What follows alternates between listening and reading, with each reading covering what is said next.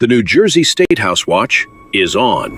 From Trenton, we explain what's happening inside the Statehouse, speaking directly with legislators, policymakers, and budget experts to bring you the facts behind the decisions.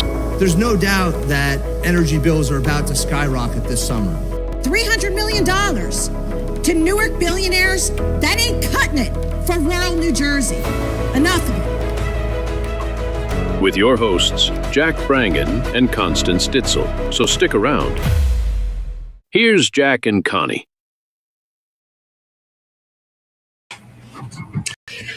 Well, hello. My name is Jack Brangan, and you are at New Jersey Statehouse Watch. And I'm here with Constance Ditzel. Right. Constance, how Good are you? evening. And Started an hour later tonight. Yeah, a little bit later. It's a long story, but we are here, and it is summertime. I know. You think it's really here? I know. I'm wearing seersucker. Well, It's summertime. I did get my Tommy Bahama shirts out. Okay. So that must be an indicator right there. But we're going to have a great show tonight, a very interesting show, and a little bit different than what we've been doing in the past. By the way, everything on the show is about New Jersey. We're not going to talk about anything going on in Washington unless it relates to New Jersey. You can always watch this podcast live or the past shows by going to NewJerseyStatehouseWatch.com. And everything is there with it live and how to get to the past shows. Also, any of the past shows you can download using Apple, Amazon, or Spotify. So any of those, there's a link on our website out to YouTube. So there's many different paths to our show or to the past shows. And so far, we have been focused on bills that have been going through the legislature. And, you know, there's plenty of bombshells going through the legislature in Trenton. And you really can't track them all, but you try to pick out the ones that will have the most impact on people. This is going to be a little bit different tonight.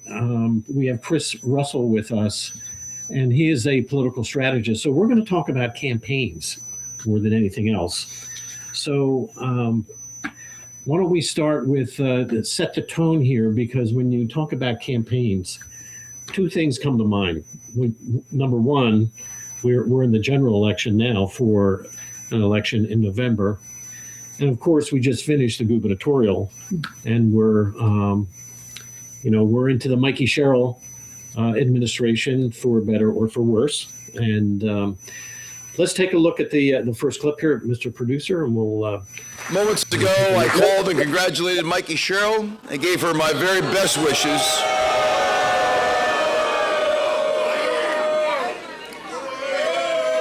Gave her my very best wishes in hopefully solving New Jersey. And listen, guys, nobody is more disappointed than I am. Well, that was a night. That was a night. We all remember that. Jack and I both ran for assembly, so we were running with him. We had skin in the game. We did have skin in the game, and we went on the diner tours, and we did a lot of different things. And we were very pumped up because we felt Jack had a really great platform. You can argue whether it was a great platform, but he was specific. He really laid out his plans. And I think voters appreciated that. So we were a little shocked at the the way it all turned out.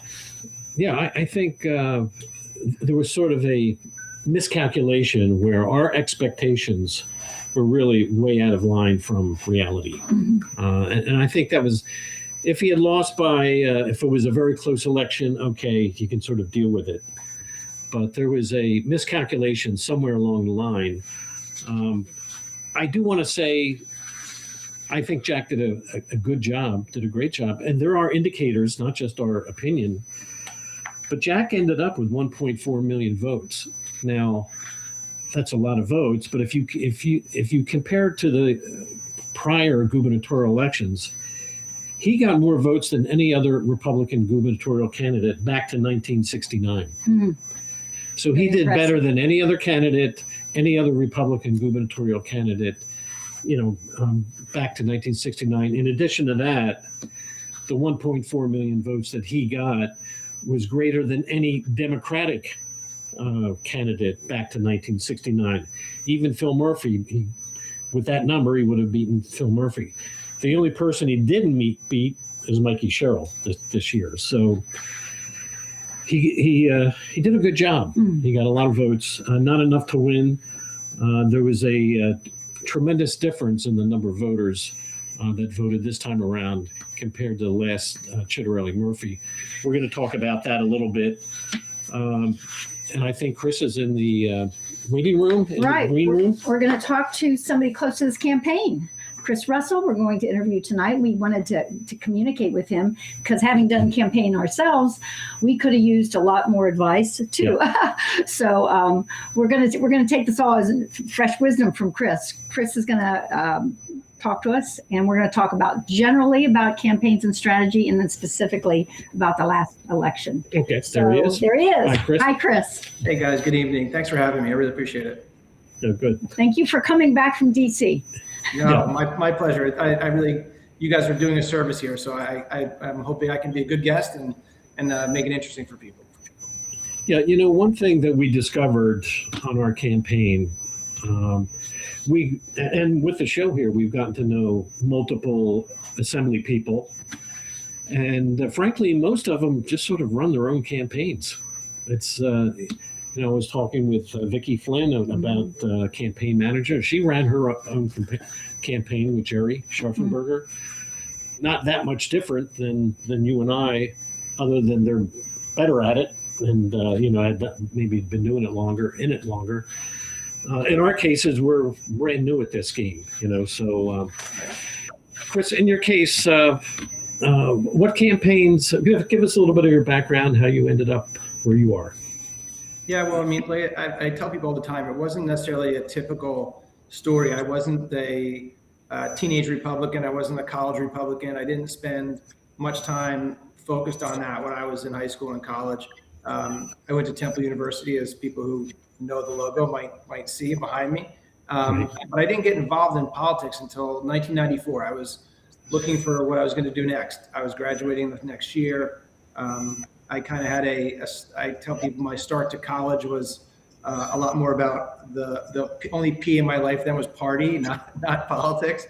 And so I was not the best student to begin with, but as I kind of figured out like life is approaching fast here, I started taking it seriously. And I went to intern for my hometown congressman, who happens to still be the hometown congressman, Chris Smith.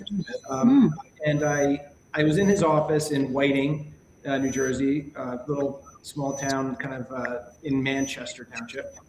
And it was a great opportunity to be there, but it was also the most boring internship you could possibly have. Right? I was sat in a district office that was, he was rarely, if ever, there. His staff was amazing and treated me like gold, but they realized that wasn't probably the right place for someone who was, 20 years old. And so I went to intern, free internship on the High Tie-In for U.S. Senate campaign. A guy named Chuck High Tie-In, who ran in 1994. And that's where I got bit by the bug of politics. I completely fell in love with the action, the unpredictability, just the energy of a campaign. And I got to go up and down the state, kind of following Chuck around, did whatever job they asked me to do, stayed late, got there early, didn't ask for pay. So the perfect employee for a campaign. Right. And that was kind of how I started. I ended up getting a job a day out of college with the guy who was my intern director at the state assembly Republican campaigns. From there, I worked with other consulting firms. I managed campaigns from the local, county, state, and congressional level. And then in 2009, I started my own business doing campaign consulting and direct mail. And kind of my first big break after that was I worked for John Runyon, who you guys would know, former Coffee Eagle. I met John for the first time before he was even retired. He had an interest in running. I was connected with him. He was still playing for the Chargers at that point. If you remember, he left the Eagles to right. They cut him. And when he came home, he dove right into a campaign, which we ended up knocking off an incumbent Democrat that year, John Adler. And that was kind of big break in politics, getting John elected, and since have gone on to work for, people both here in New Jersey, plenty of folks, and then across the country as well. And happy to walk through some of my clients, but I don't want to monopolize all of our time. But I've worked on races, won and lost big races here and across the country, mostly focused on these kinds of bluish or purplish districts that are tough to win, for anybody. But it's where I cut my teeth, and I still love the challenge of it. So you stick with the GOP in general. You're Yeah, you can't listen. You can't really play both sides of that fence. It's no one will trust you. There was a time, but I don't think anymore. I'm going to ask you a typical interview question, but what would you say are some of the three mistakes, some of the top mistakes a campaign makes, and likewise some of the winning strategies?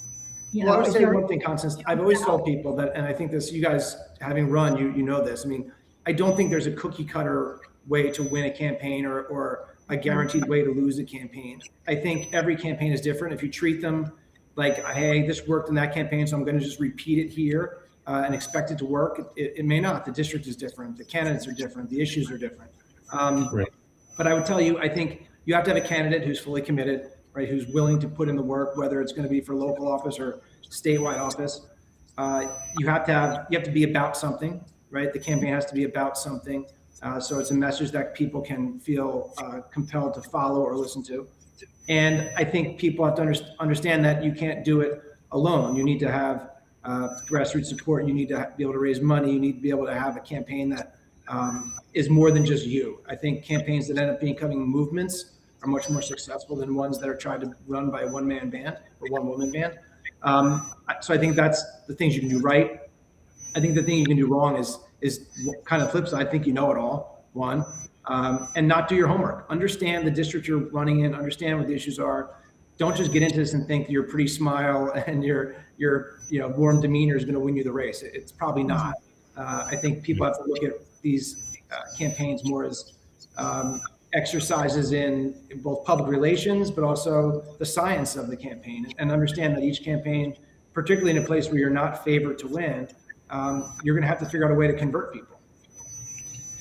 Yeah, I think it's particularly challenging when you have a district that is partially suburbs, but also has an urban area. Oh my gosh, my district was really, there you go. it was a perfect example of that because it included inner city Camden, it included the burbs of Camden County, and included Gloucester County, which has historically been true South Jersey. The historical farmland was down there, but it's a very different complexion of Camden County. And then you throw Camden in the mix. So really different. I'll tell you, the one, and there's been more talk about it this year, given everything going on across the country and potentially going on here next year. But the Democrats in the state, they talk about us having an independent redistricting commission. Our political maps, both legislative and congressional, are completely gerrymandered, right, beyond recognition. If you look at the way the state, and that's what's led to these districts like you talk about, where communities of interest don't have any connection with each other. It doesn't make any sense. If you think about it, over the past 6 years, just use that time frame, Republican every year statewide, Democrats basically win about 55% of the vote. Republicans win about 46% of the vote. That's whether it's a statewide election, a presidential, state legislative, congressional. If you average them out, that's the number. So it's about a +8 or 9 Democratic state on paper by performance. Yet we have a congressional map that's 75-25 Democrat, and a state legislative map that is basically 65-35 Democrat. So tell me how that map reflects the state that we live in. I think, unfortunately, you guys are one of the people who fall into a situation where that district you guys ran in is drawn to elected Democrats. It's not drawn to even be competitive for Republicans. And, right.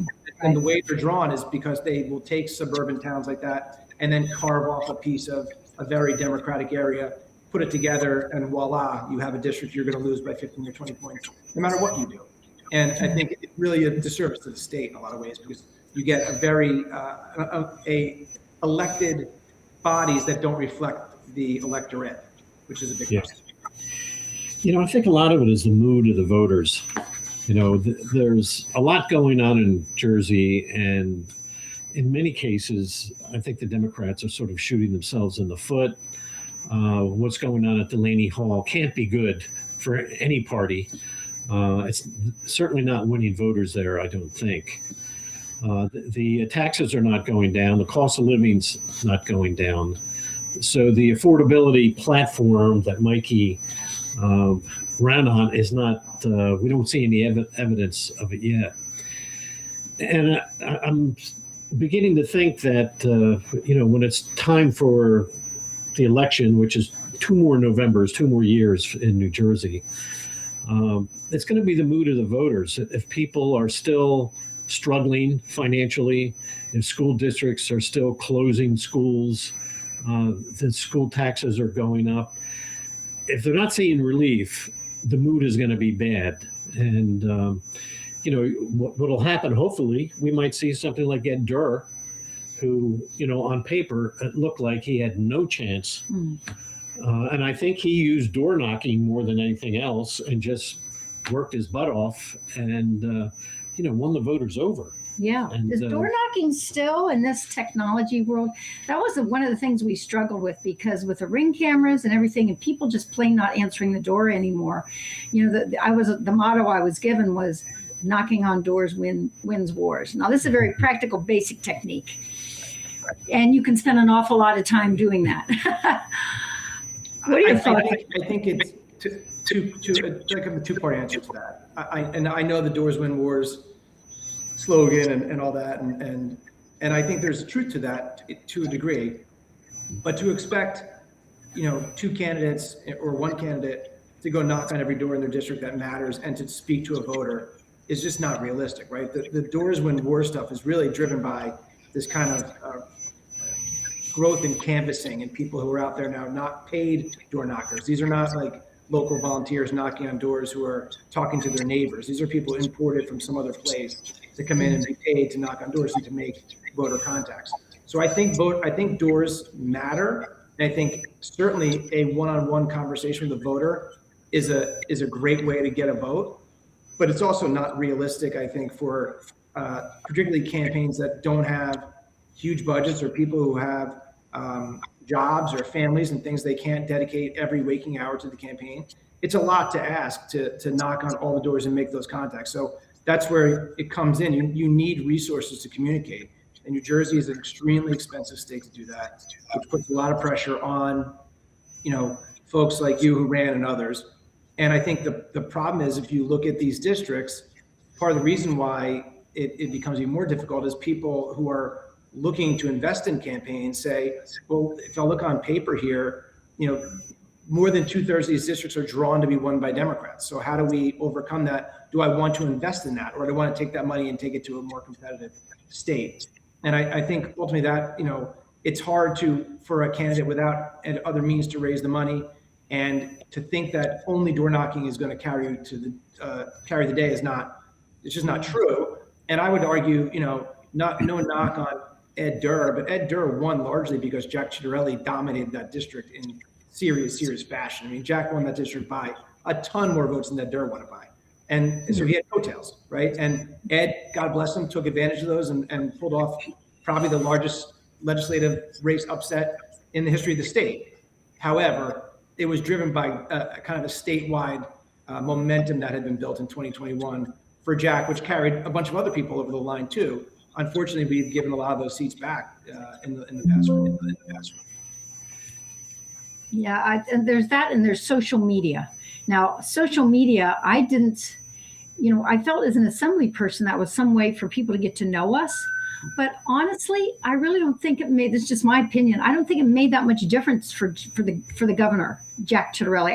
I didn't feel like social media engagement was so necessary. I think maybe it's on the position. I think social media is helpful, but again, it's not, it can be a false positive or a false negative. Sometimes if you're looking at your engagement and response on social media, you're in many ways talking to an echo chamber, because the way the algorithms work on social media is that they kind of make you talk to people who talk like you. And kind of Right. segregate you from people who don't talk like you. So there's a lot of not knowing, which I think to your side, I heard you on the open, Jack, talk about, being surprised on election day. And certainly I was too. I didn't know whether we would win in 25, but both our own polling, and then if you looked at, I don't know if you guys are familiar with the Real Clear polling average, which is like an aggregation of all the public polls that are out there, right? And so if you look at New Jersey in 2025, if you took every public poll that was floating out there in New Jersey over the course of many, many months, it had Mike Sherrill plus 3.3 on election day, right? That was the average. So I think that was the expectation, right? The race would be a low single digit race, and it would go either way.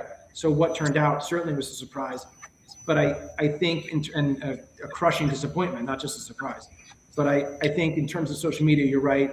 It's a tool, just like door knocking, just like other things, but it's not the only thing. And I joke around all the time, social media, the idea that you can just get organic following on social media and have all these people flock to you. There's a reason why Mark Zuckerberg is a billionaire, right? Because it's not free. Right. If you want to get real reach on social media, you got to pay for it. And I think that's something most people also don't think about or understand. There's a paid aspect to it that is kind of unspoken, but is real. Yeah. And then there's subliminal messaging and hard going at it. When in the campaign season, say, you have a November election, when do you really start up with the campaign? Yes. I know you're going to say you start as soon as the primary's over, but is there a period where it's rather subliminal and people just aren't paying attention anyway in the summer? People are not thinking voting right now. No, I think you're right. I think this kind of post-primary through probably July is a big malaise, right? Even through August to a degree.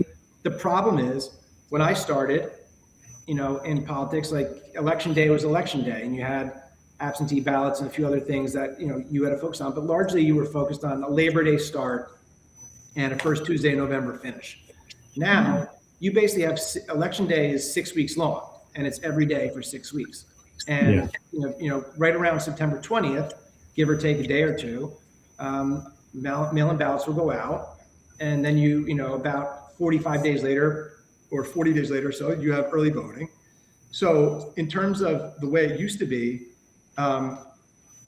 you can't focus all your energy on the first Tuesday in November, which I think gives the problem we have, Jack, in that regard, and Constance, is if you wait too long, it's too late, right? You have to get out and communicate with these voters, because there are some people who, even to your door knocking is a great example of why you need organization around your door knocking.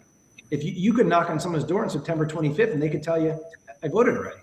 Yeah. Right. So lists aren't updated and all that kind of stuff. So I think you have to look at the campaign. Even the voters aren't paying rapt attention to what's going on. The planning inside your campaign has to begin right after the primary, because you need to start communicating with people, whether it's subliminally, like you say, or a little more aggressively, in a way that they are aware of you by the time you get to mid-September. Because if you don't, you're behind the 8 ball.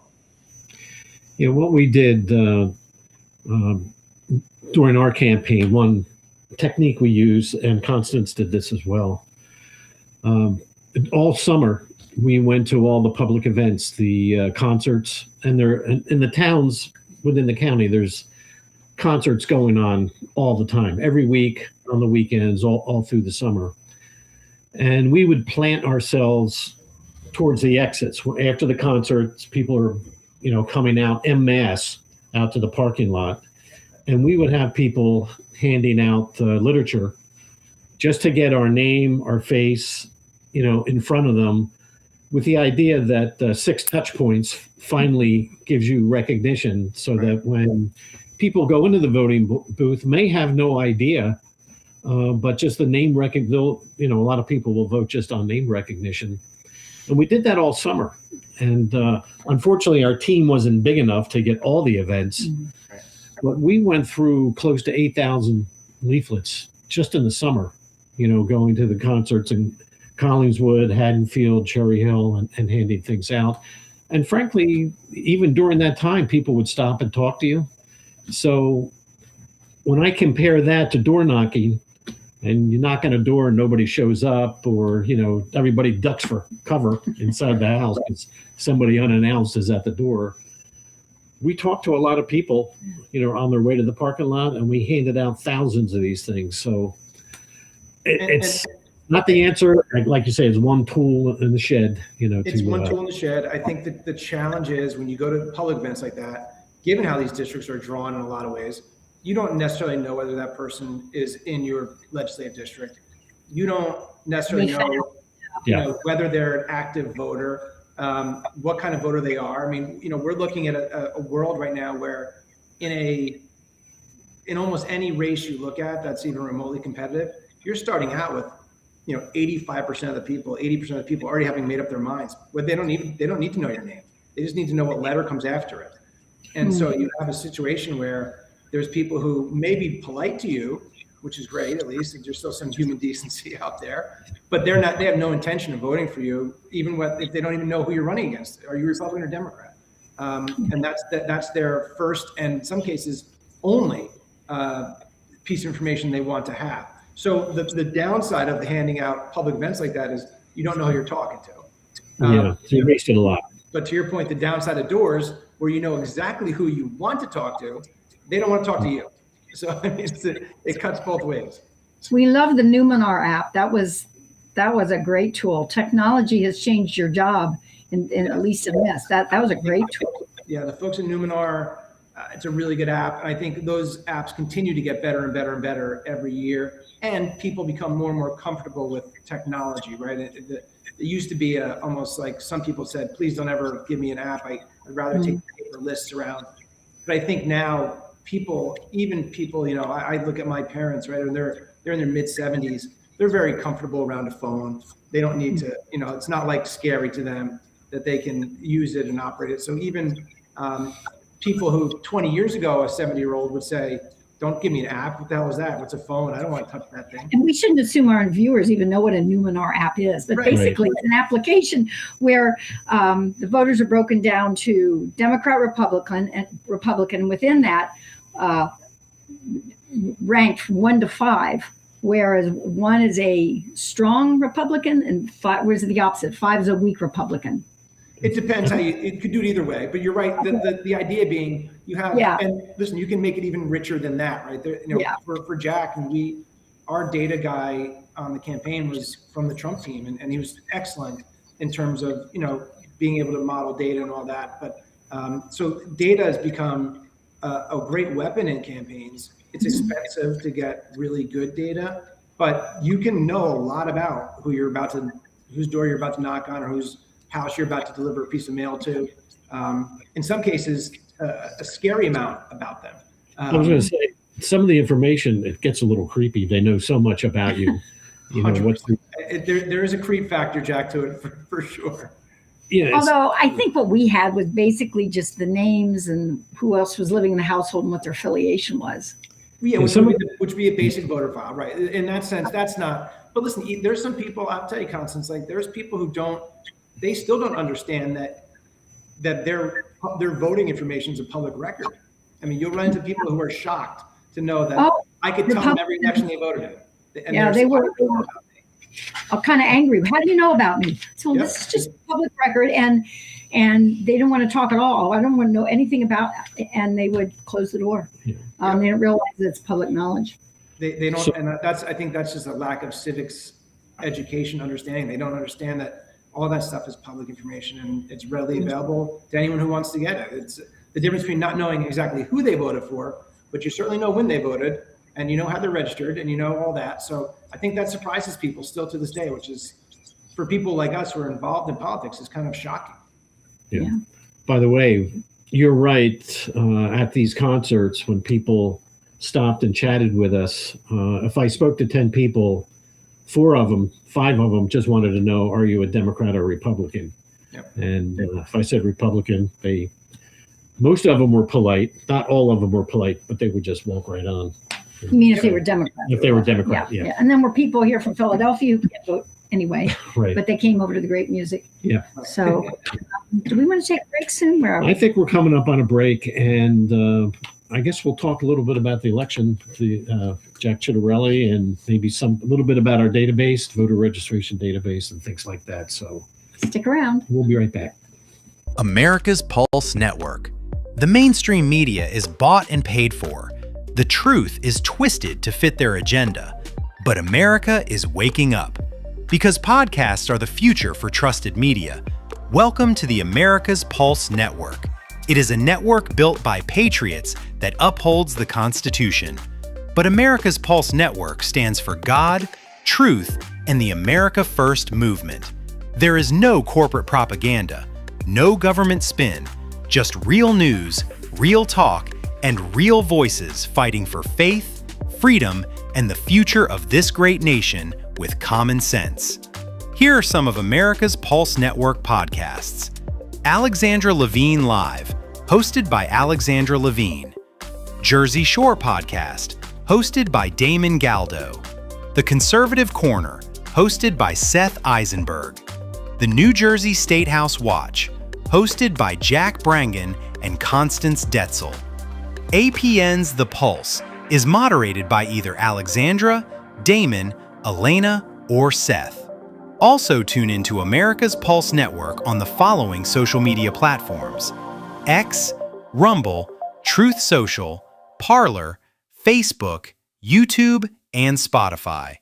Join the revolution because the pulse of America beats for God and country. America's Pulse Network is for faith, family, freedom, and truth. Okay, we are back. Got another clip we went up that'll spark some conversation. Why don't you throw that up? So the question is, would I ever consider eliminating the income tax in lieu of increasing sales tax? I just came back from Tennessee not too long ago. We were on a fundraising trip there, and Tennessee has no income tax. What Tennessee has is a 10% sales tax on everything, including food and clothing. The philosophy has always been in this state, we have like a 7% sales tax just to round off the numbers, but there's no sales tax on necessities of life, food and clothing. I will work with the New Jersey State Society CPAs. We're going to look at what other states do, and every option is on the table. Well, this sparked a lot of conversation because when I would even just go to my Republican committees, they said, the Democrats are saying that, he just wants a 10% tax. We know that's not true, but we want to know what to say. We want to know where that came from. So what did you make of this strategy of theirs? And is there anything we could have done more or less with that? Yeah, listen, it was certainly frustrating for the reasons you talk about. Jack, I think like you said earlier in the show, Jack did something a lot of politicians don't do, which is talk in detail about issues, and he was very well versed on the substance. Unfortunately, in today's world where, anything could be clipped down to 3, 4, 5 seconds and put on TV on endless loop or on digital or wherever, it opens you up to exactly what happened. We had a lot of discussion in the campaign about whether we needed to quote unquote respond to that. And when I say respond, we did a lot of response on in the media. We did a lot of response on social media.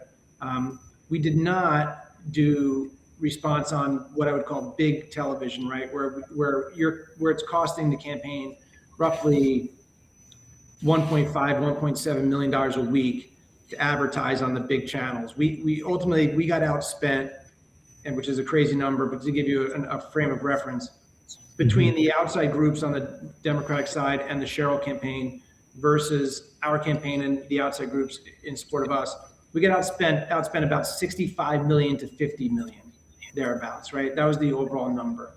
And so we knew we were at a disadvantage in terms of spending. So had we taken $3-4 million of our money and spent it on TV defending that or trying to explain to people what was said, we felt that it would even put us at a further disadvantage because one, then everything on TV would be talking about it. There would be no counter argument. The entire debate would be about did Jack Shirley want to raise the sales tax. I think that was a good thing for us, although we had a lot of fights internally about it, I can tell you. And I think, while we lost in the campaign, certainly I don't think that was the issue. There was a CNN did pretty extensive exit polling in the state after the election, or on election day, I should say. And when they asked people what their issues were that they voted on, taxes was the number one issue. It was about 35% of people said taxes was their number one issue.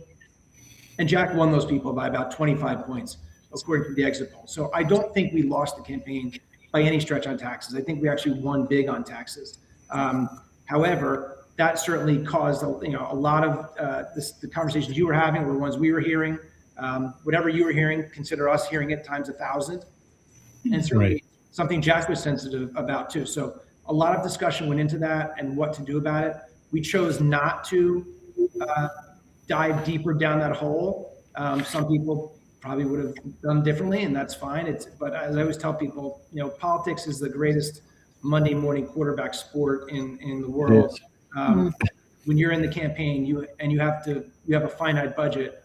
You have to make decisions every day and live with them, which is what we did. And people could criticize it or not. That's fine. That's part of the job. But I feel like we made the right decision not to go further down that rabbit hole. But certainly the clip and the use of it by the other side was certainly a problem. Even if it didn't damage us in terms of our standing with tax-driven voters, it certainly created a lot of consternation in other places in the campaign, and it was a tough call not to push back. It really shows how dirty politics is, because that obviously that was not the discussion at all, but they took that 10 seconds and ran with it.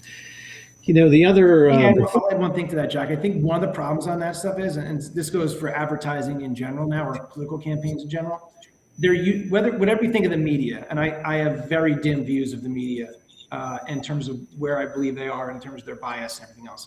With some exceptions, there are some good reporters out there still, but it's worse than it's ever been. What I will tell you though is, back in the day, there used to be a media that would at least serve as a referee, an arbiter of these fights. So if something like that came out back in the day when, say, people actually read the Star Ledger or the Philadelphia Inquirer or the Press of Atlantic City or the Asbury Park Press, there would have been coverage of the fact that the clip was taken out of context and not true, that everyone would have read. That doesn't exist anymore, right? So it's really on the campaigns and on word of mouth to have these debates, and that makes it much harder for a campaign. Just like you guys said, then you have to decide whether you're going to take your resources, stop playing offense, and go play defense on something. And that's a tough call when you have a capped race, which, as you know, in New Jersey, both our campaign and their campaign on the hard side, on the campaign side, we're part of the state matching funds program, which means you're limited to what you can spend. It's a lot of money, but every decision of what you spend means something else gets cut, right? So there's a struggle that has to go on, like almost any small business has to struggle.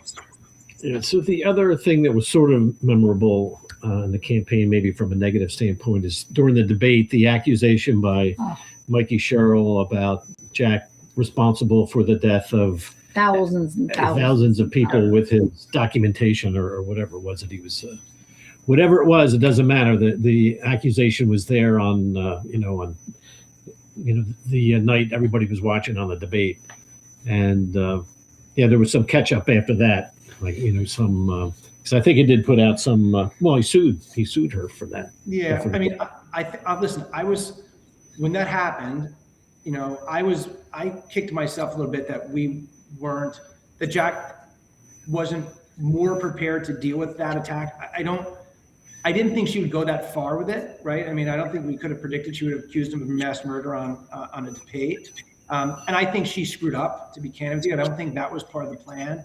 I think she got frustrated and lashed out. But, his reaction was one, I think, of a very human reaction, which was like, you got to be kidding me. Right. And there was an opportunity, I think, to hit her harder back in the debate, which, I think debates are hard. They move very quickly and you're kind of on it and off it. But I didn't think that inured well for her, that accusation, and they really didn't do much with it on TV. So I don't think they thought it had much legs either. And my guess is that while I was cringing a little bit when she said it, I think their people probably cringed a little bit when she said it, because it was one of those things that came out of left field in a way that, whether you liked Jack Chiarelli or didn't, to think he was, guilty of that was a bit too far. And so I thought it was one of those kind of things that was interesting from a news perspective, because it made such news. And yes, we threatened the defamation suit and all that. But in terms of how it impacted the campaign, I don't know that it did, because it really never made its way onto the airwaves in any real way. Right.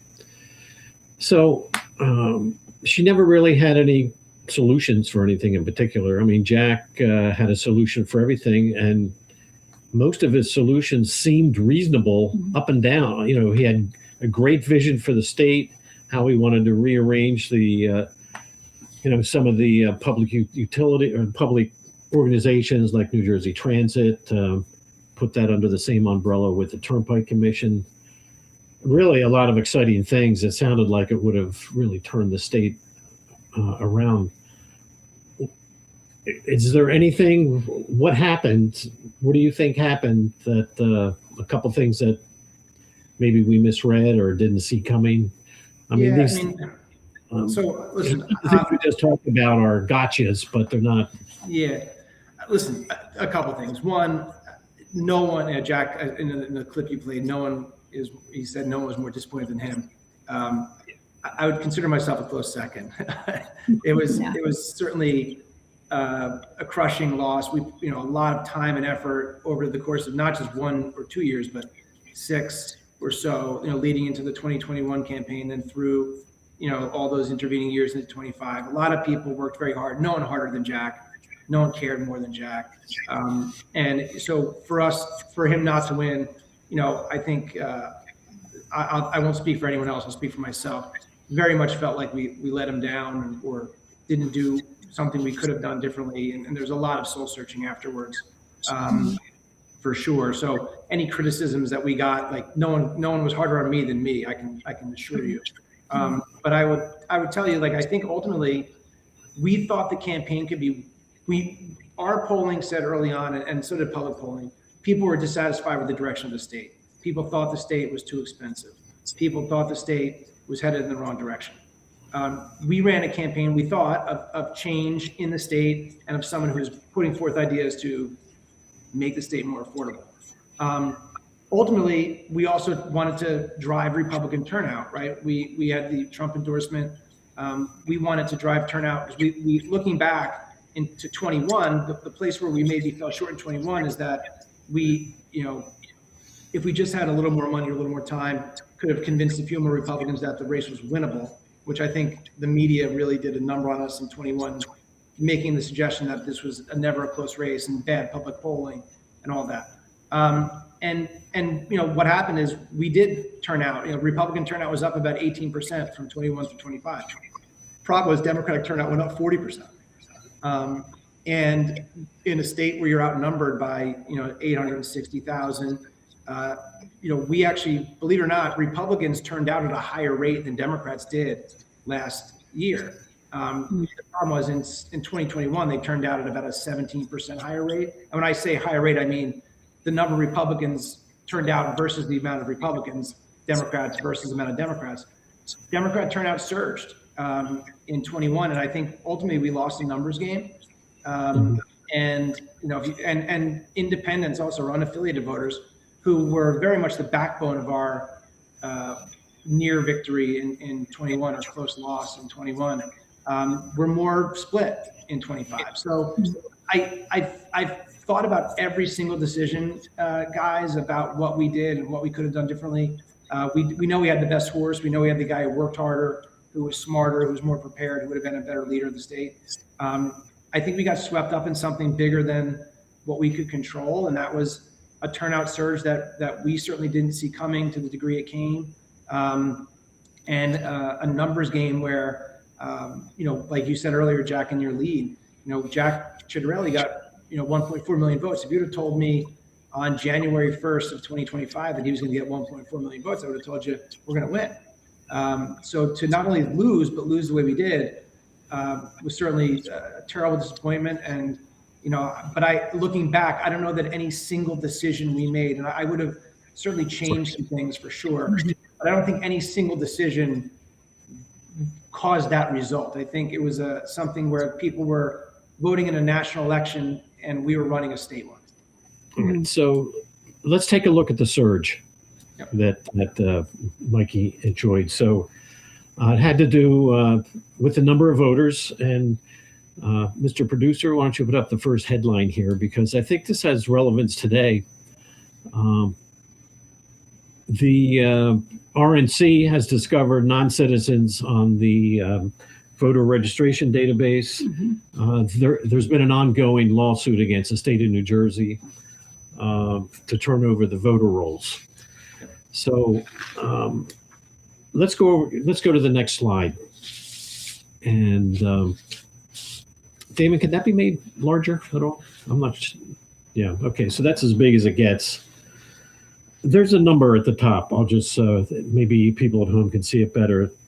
There's a column there called difference, right? And the numbers in in the column called difference, the number there represents what's the difference of the current election as compared to the last election in total number of votes cast.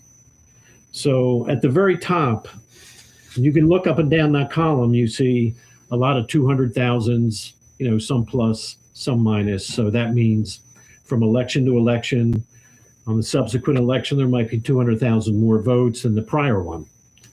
Now, if you go to the top, we see that Mikey had 700. Well, let me put it this way. There were 719,000 more voters that voted in this election than in the last election of Chitterelli and Murphy. So that is a huge jump. Up and down that list, you see 200,000 and less. For this one, the total number of people that voted, it's over 700,000 that came out of nowhere.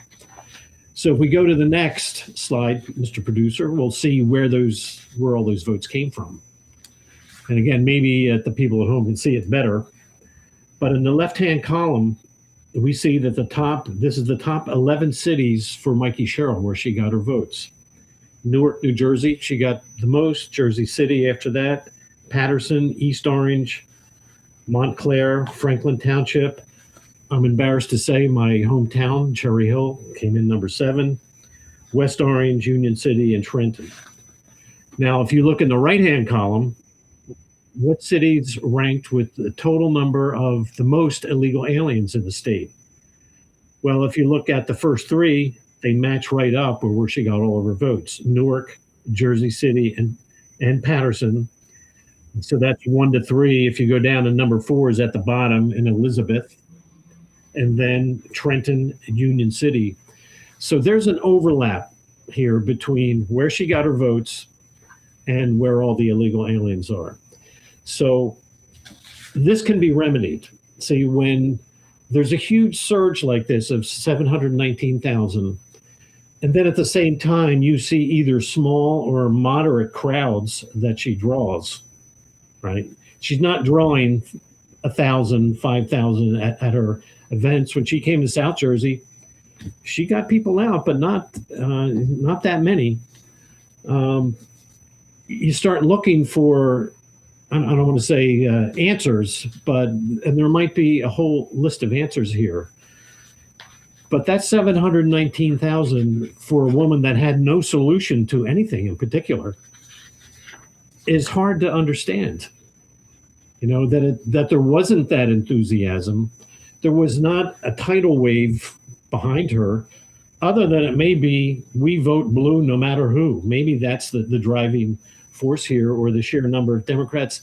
I don't know. But the problem is, if she was going to win statistically, she should have gotten 100,000, maybe 200,000 more, not 719,000.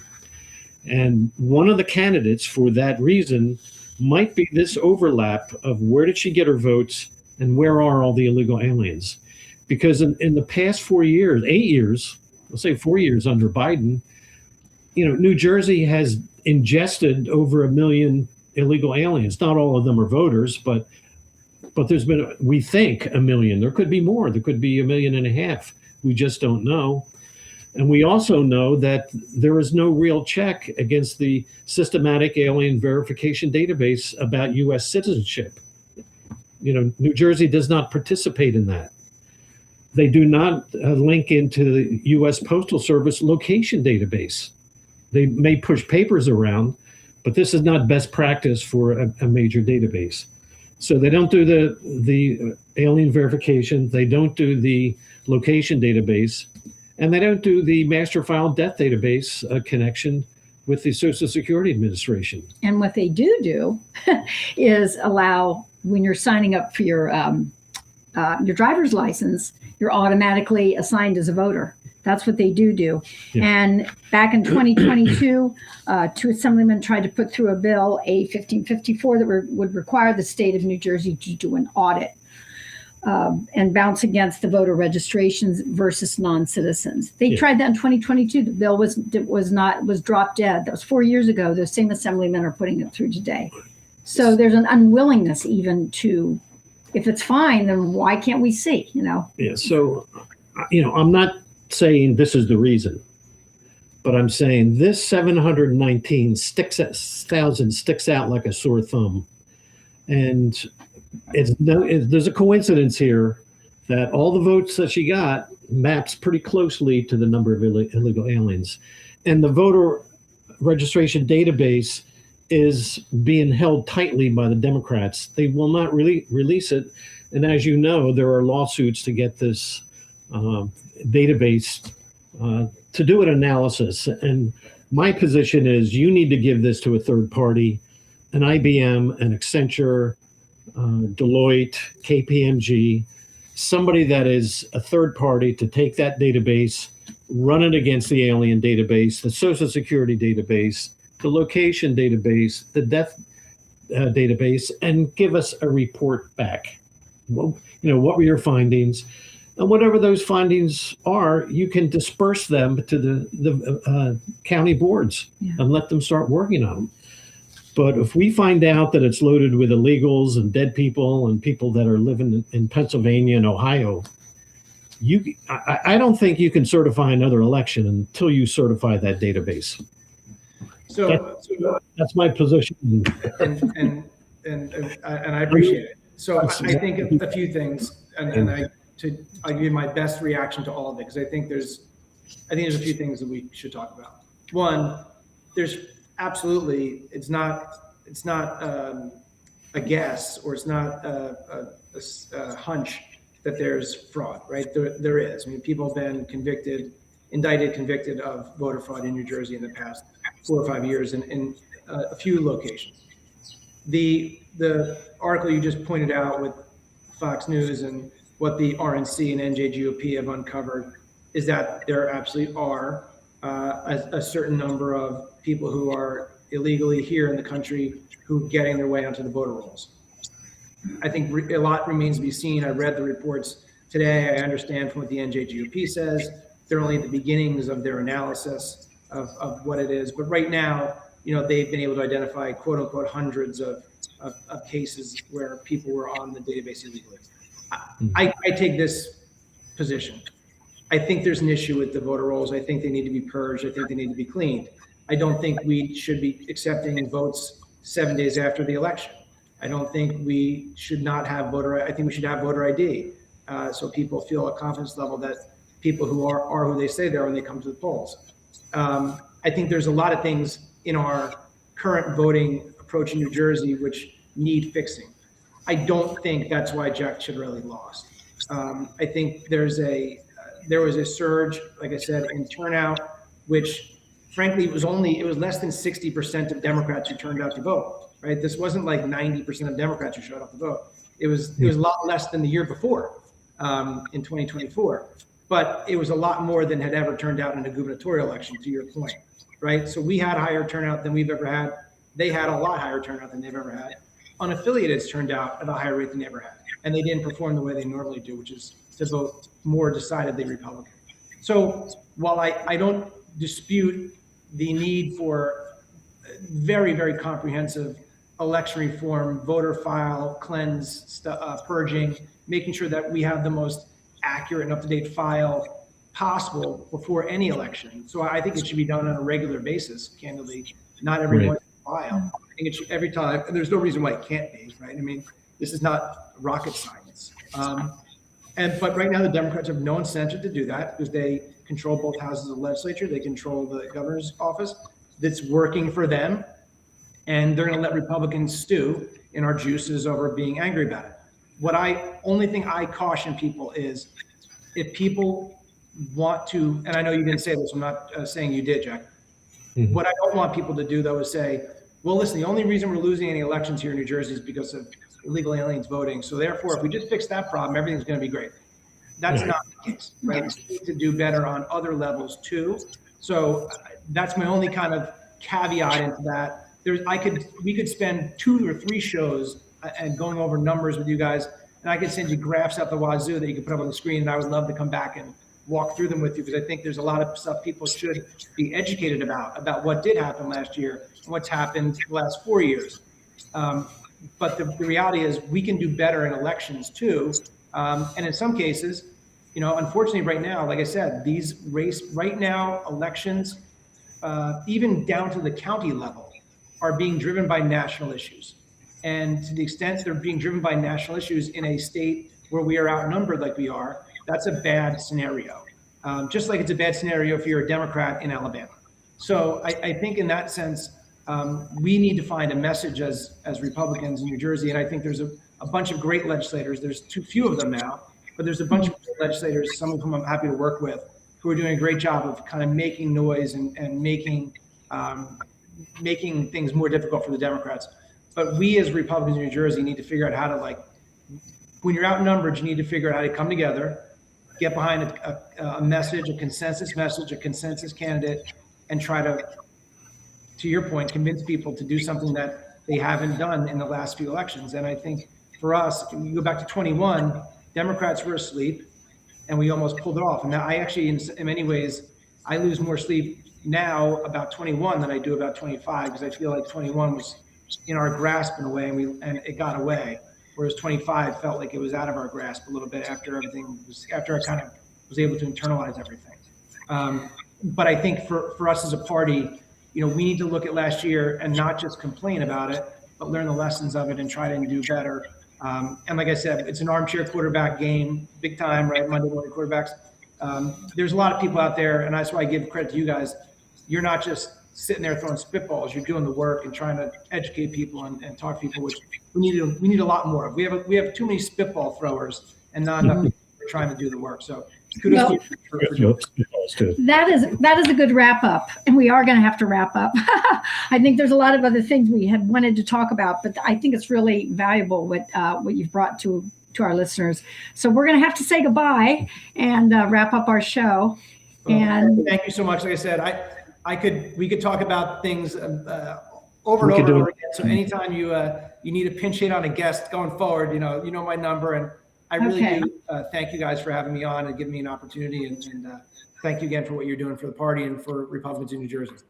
Thank you. Thanks, Chris. Bye now. Take care, guys. Bye-bye.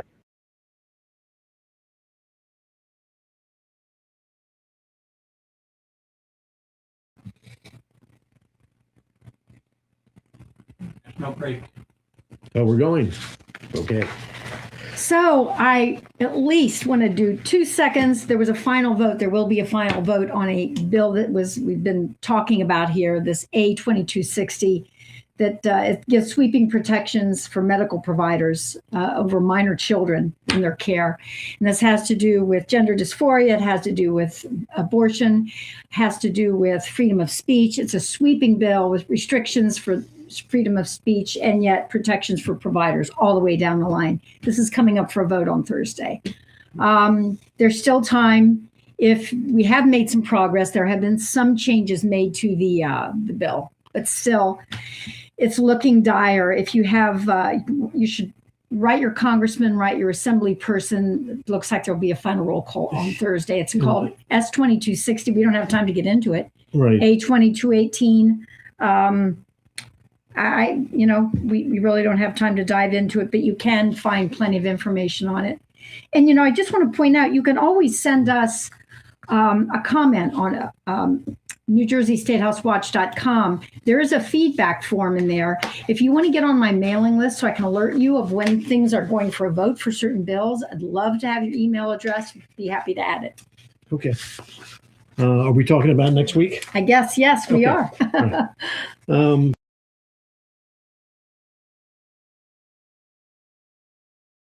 in front of a abortion clinic or a clinic that does transgender, if you're just across the street with a prayer group, you can be charged. You can be charged, and yet go up to Delaney Hall and throw a few rocks and That's break a few windshields. And it's okay.